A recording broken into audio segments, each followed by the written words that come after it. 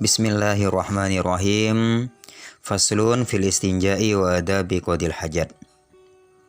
Fasal menjelaskan hukum istinja dan beberapa tata krama orang yang sedang melakukan hajat, yakni kencing dan berak. Wal istinja wa huwa min najautus syai'a. Adapun lafaz istinja diambil dari lafaz najautus syai'a ay qata'tuhu, yakni aku memutus sesuatu. Faka'annal mustanjia yaqta'u bihil ada an nafsihi. Maka sama halnya dengan orang yang sedang beristinja, dia menghilangkan kotoran dari tubuhnya. Hukum dari istinja wajibun min khurujil bauli wal ghaid. Hukum dari istinja adalah wajib. Kewajiban ini mulai dari keluarnya kencing dan berak dengan menggunakan bilma'i awil hajar, dengan menggunakan air atau batu, wa ma fi ma'nahu, atau sesuatu yang semakna dengan batu, min kulli jamidin tahirin qali'in ghairi muhtaramin, yakni dari tiap-tiap sesuatu yang keras, yang padat, suci, bisa membersihkan dan tidak dimuliakan secara syarak.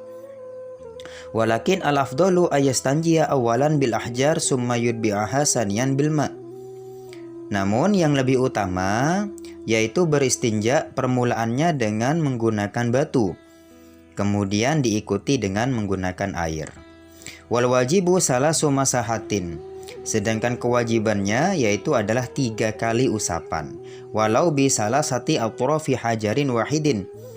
Meskipun dengan menggunakan 3 ujung satu batu. Jadi ada satu batu yang memiliki 3 ujung, ini diusapkan sebanyak 3 kali. Sebanyak 3 kali itu hukumnya cukup.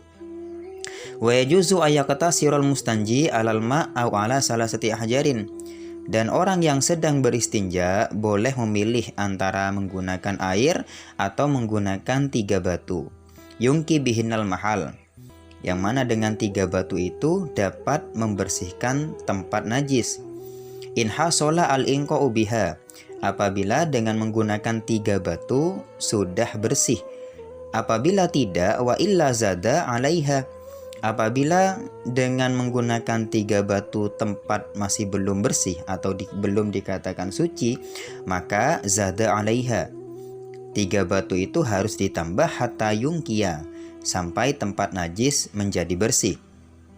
Wa yusannu ba'da dzalika taslis, kemudian setelah bersih tempatnya najis diusap dengan menggunakan batu tadi, setelah bersih disunnatkan mengulanginya sebanyak 3 kali lagi. Fa idza arada al-iktisara ala ahadihima fal ma'u afdalu. Apabila ingin memilih salah satu antara air atau batu, maka yang lebih utama adalah air, fal ma'u afdalu. Mengapa air? Karena li'annahu yuzilu ainan najasah wa atharoha. Karena air dapat menghilangkan datiyah dari najis, berikut juga bekas-bekasnya. Wa syartu ijza'il istinja bil hajar alla yajif fal kharij an najsu wa la yantakila an mahalli khurujihi. Adapun syarat mencukupinya istinja dengan menggunakan batu, yaitu sesuatu yang keluar, najis yang keluar tidak kering, wala yantakila an mahalli khurujihi, dan tidak pindah dari tempat di mana najis tersebut keluar, wala yatra'a alaihi najisun akhar ajnabiyun, dan tidak kejatuhan najis yang lain. Fa in intafa syartun min dzalik ta'ayyanal ma'. Apabila salah satu syarat di atas tidak terpenuhi, maka harus menggunakan air. Kemudian wa ijtanibu wujuban qadil hajati istiqbalal qiblati al-ana wa hiya al-Ka'bah. Wajib qadil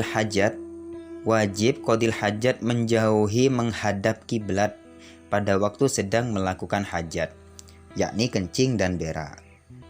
Kiblat di sini yang dimaksud adalah kiblatul ana, adalah kiblat yang sekarang, yaitu wahwa al-Ka'bah, adalah Ka'bah. Kemudian wastidbaroha fis sohro, dan tidak boleh juga membelakangi kiblat ketika berada di tanah lapang. Ilam yakun bainahu wa bainal kiblati satirun, apabila di antara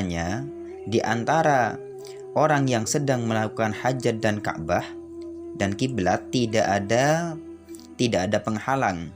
Aukana walam yablugh sulusai diro'in, atau ada penghalang namun tingginya kurang dari 2/3 diro. Au balaghahuma, atau sampai 2/3 diro.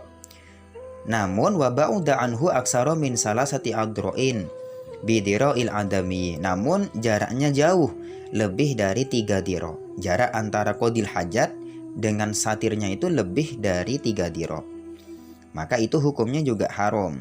Jadi agar tidak haram harus ada penghalang antara qadil hajat dan kiblat yang sekiranya penghalang itu tingginya lebih dari 3 diro, lebih dari 2/3 diro, lebih dari 2/3 diro, dan jaraknya tidak boleh terlalu jauh yang sekiranya tidak lebih dari 3 diro. Kama qalahu ba'duhum, sebagaimana pendapat yang sudah difatwakan oleh sebagian ulama. Wal bunyanu fi hadza kas-sohro bisyartil madhkur. Adapun bangunan itu sama halnya dengan sohro tadi, sama halnya dengan tanah lapang, dengan syarat yang telah disebutkan di atas. Ilal bina al muadda li qada'il hajat, kecuali tempat yang memang sudah disediakan untuk qadil hajat. Fala hurmata fihi mutlaqan, maka tidak ada hukum haram secara mutlak. Wa kharaja bi qaulinal ana, dikecualikan dengan perkataan kita yang berupa al-ana. Tadi kan di atas disebutkan istiqbal al-qiblatil ana. Yang tidak boleh itu menghadap kiblat yang sekarang. Dikecualikan dengan kiblat yang sekarang, maka kiblatan awalan, yaitu adalah kiblat yang pertama, yakni ka baitil muqaddas, baitul maqdis, fastiqbaluhu wastidbaruhu makruhun. Maka menghadap dan membelakangi Baitul Maqdis itu hukumnya tidak haram, melainkan hanya makruh. Wa yajtanibu adaban qadil hajat al-baula wal ghaid fil ma'i ar-raqid, dan sunnat qadil hajat tidak kencing dan berak berada di air yang diam, fil ma'i ar-raqid. Amal jari fayukrahu al-fil qalili. Adapun air yang mengalir hukumnya makruh apabila sedikit, dunal kasir, dan tidak makruh kalau air mengalir itu banyak. Lakin al-aula ijtinabuhu, namun yang lebih utama jangan kencing di air yang mengalir. Wa bahasa An-Nawawi tahrimahu fil qalil jarian aw raqidan, dan Imam Nawawi membahas hukumnya kencing dan berak berada di air yang sedikit, baik air sedikit itu hukum mengalir atau diam. Imam Nawawi membahas hukumnya haram. Jadi kita kencing atau berak berada di air sedikit, baik mengalir ataupun diam, hukumnya itu haram.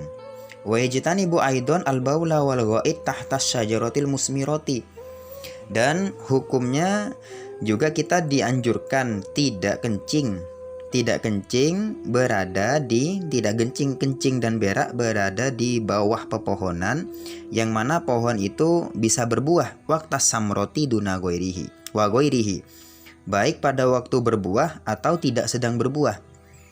Kencing berada di bawah pohon yang mana pohon itu bisa berbuah, contoh semisal pohon mangga dan lain sebagainya, baik pada waktu pohon itu berbuah atau tidak. Ini kita dianjurkan jangan kencing dan berak di sana. Wa yajtanibu ma dzukira fi thariq al-masluki linnas, dan juga kita jangan kencing berada di jalan al-masluki linnas, yang dilewati manusia. Wa fi maudi'id dilli soyifan, dan berada di tempat teduh ketika di musim kemarau. Wafi maudi samsi sitaan, dan tempat yang panas ketika di musim penghujan. Wathakbi fil ardi, wafi thakbi fil ardi, dan jangan qadil hajat berada di lubang yang berada di tanah. Adapun lafaz athakbi adalah lubang yang bundar. Walafdus sakbi sakitun fi ba'di nusakhil matni, dan lafaz as-sakbi ini digugurkan atau tidak ada di sebagian redaksi yang lain. Wala yatakallamu adaban li ghairi daruratin qadil hajat alal bauli wal ghaid, dan sunnat orang yang sedang hajat tidak berbicara kecuali ada darurat pada waktu kencing atau berak. Fa inda ad-daruratun ilal kalam, apabila ada darurat yang menuntut untuk berbicara, seperti ada seseorang yang melihat ular yang ingin menyerang manusia, maka hukumnya tidak makruh pada waktu itu berbicara. Wala yastaqbilu syamsa wal qamar wala yastadbiruhuma, dan tidak dianjurkan atau kita dianjurkan jangan menghadap ke matahari atau bulan, dan juga jangan membelakanginya pada waktu melakukan hajat. Ayukrahu dzalika hala qodoi hajatihi, yakni hukumnya makruh melakukan qodil hajat dengan keadaan menghadap atau membelakangi matahari dan bulan.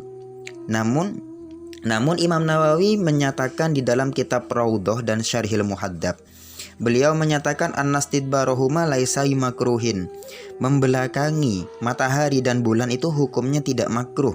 Wa qala fi syarhil wasid, dan beliau juga berkata di dalam kitab Syarhul Wasid, anna tarakastiqbalihima wastidbarihima sawaun, yakni tidak menghadap dan tidak membelakangi matahari dan bulan itu hukumnya sama. Ai fayakunu mubahan, itu hukumnya hanya sekedar mubah saja. Wa qala fi tahqiq anna karohatastiqbalihima la aslalaha, sedangkan Imam Nawawi di dalam kitab Tahqiq beliau menyatakan kemakruhan menghadap matahari dan bulan pada waktu melakukan qodil hajat la aslalaha, itu tidak ada asalnya atau tidak ada dasarnya. Wa qauluhu wala yastaqbilu ila akhir sakitun fi ba'di nusakhil matni, adapun perkataan musannif yang berupa wala yastaqbilu sakitun fi ba'di nusakhil matni itu gugur di sebagian redaksi kitab yang